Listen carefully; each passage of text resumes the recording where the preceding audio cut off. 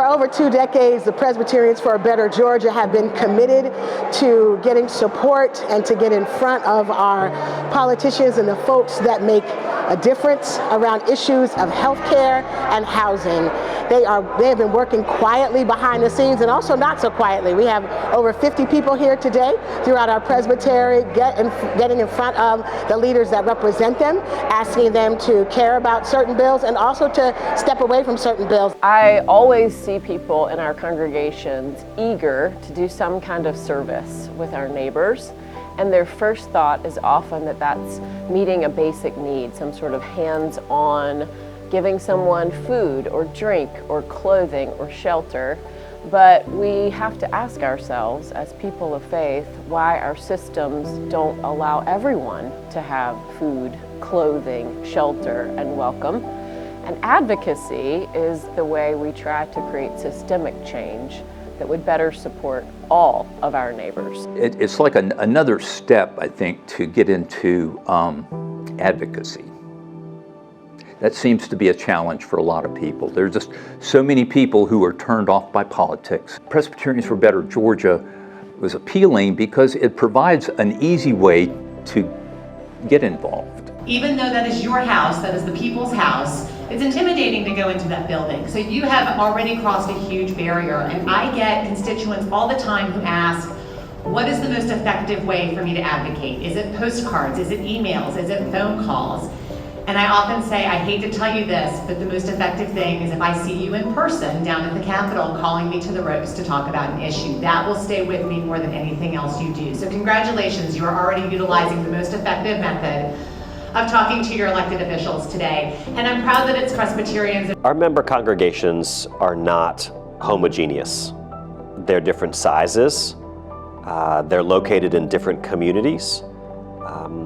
And they're not all theologically or politically homogeneous either. One of the things that we realized very early on with PBG is that in order for us to appeal to a broad range of congregations, it was important for us to focus on issues that all of our churches typically shared in common. So that's one of the reasons why we ended up focusing so much on housing and homelessness. Almost every Presbyterian congregation has some kind of ministry for people that are struggling with housing affordability or homelessness.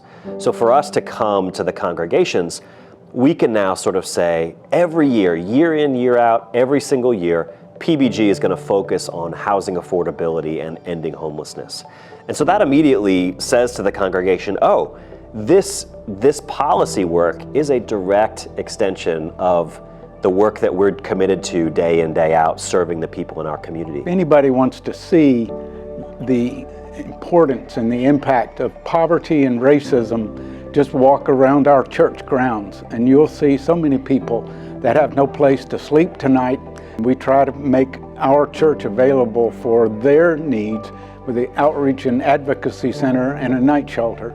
But that's not nearly enough when the legislature has so many things going on that affect, from a public policy standpoint, the welfare of the people of our state. No offense to anyone, but I think if any of us mismanage our funds at any point in time, we could be one check, one deposit away from experiencing what we see every day. And because it is a reality, I think we should advocate for everyone to make sure everyone have a safe place to live. And one of the reasons I got really deeply involved in this organization was that I heard some years ago a legislator talking about how rarely she heard from any constituents and how much just a handful of contacts would influence her thoughts about a particular issue and whether or not it mattered to her constituents. We are focused on nonpartisan advocacy for our fellow citizens to have better access to health care and housing. But the trainings we do through PBG, teaching people how to advocate, really those skills translate into any issue. Anything someone feels passionate about that's coming up through our system, they can use this training and go out and try to have an impact. I decided to start learning about advocacy and being trained in this with Presbyterians for Better Georgia as a way to respond as a Matthew 25 member, looking at systemic poverty and racism. Where we live in Henry County is a population that is a minority population for the larger state.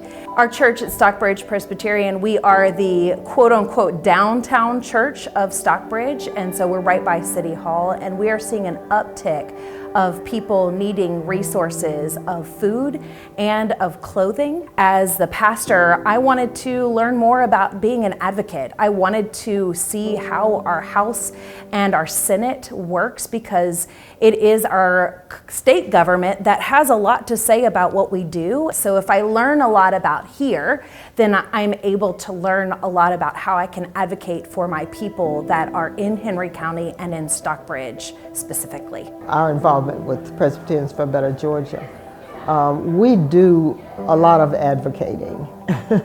That's important work from our church.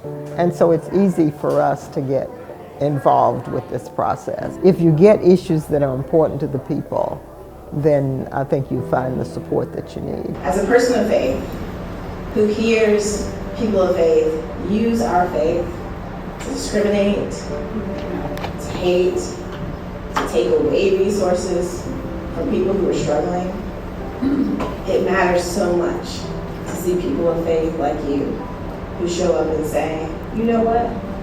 I speak as a follower of Christ too. And the Christ that I'm following compels me to have a different message. From my perspective, Jesus walked with folks on the edge of society.